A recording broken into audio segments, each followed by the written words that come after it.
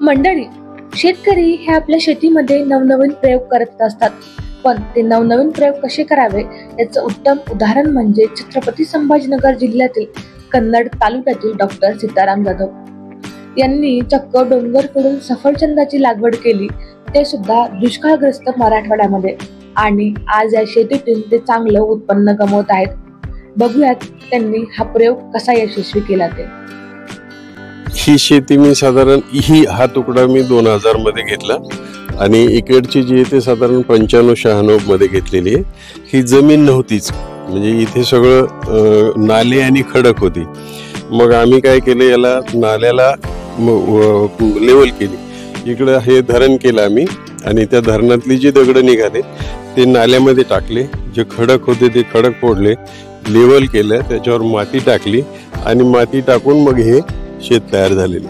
हे जवळपास 30 एकरचा पट्टा आहे हा आणि इकडे जे ते 20 एकरचा आहे। तर हे अशी 70 एकर जमीन आम्ही अशी मॅन्युफॅक्चर केली अशी याच्यामध्ये। आणि हे जे ॲपल जे तर आम्ही सुरुवातीला पारंपरिक शेती करायचो। पारंपरिक शेतीमध्ये काही फायदा नव्हता, नुकसान होतं, माणसं मिळत नाही, लेबर मिळत नाही, उत्पन्न काहीच नाही, भाव तर काहीच नाही। मग आता याच्यावर उपाय काय करायचं, म्हणजे सगळे शेतकरी जे परेशान आहेत यांच्यावर काहीतरी आपल्याला उपाय करायचं, म्हणून मग मी शोध घेतला की बाबा जास्त उत्पादन देणारं काय।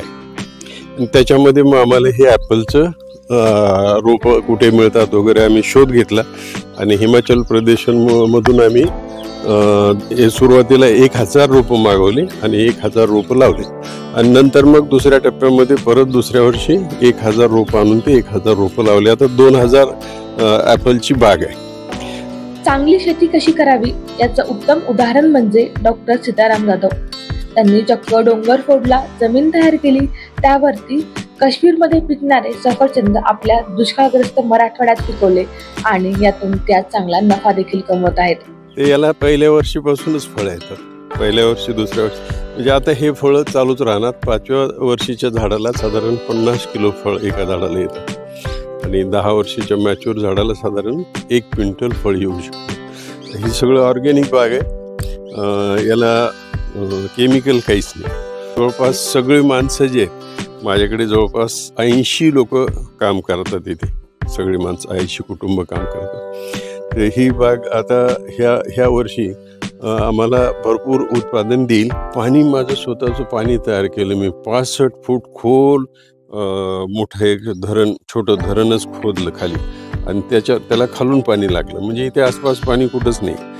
त्या पाण्याची सोय केली आणि गायी होत्या, त्याच्यामुळं आम्हाला ऑर्गॅनिकचं काही बाहेरून विकत घ्यायची काही गरज पडली नाही। आणि हे सगळी झाडं आहेत बघा तुम्ही, 15 याला बाहेर वाढायला 15 वर्ष लागतील, तर हे 3-3 वर्षाची झाड आहेत, एवढी सुंदर झाली झाड। घाबरून जाऊ नये, हिंमत हारू नये।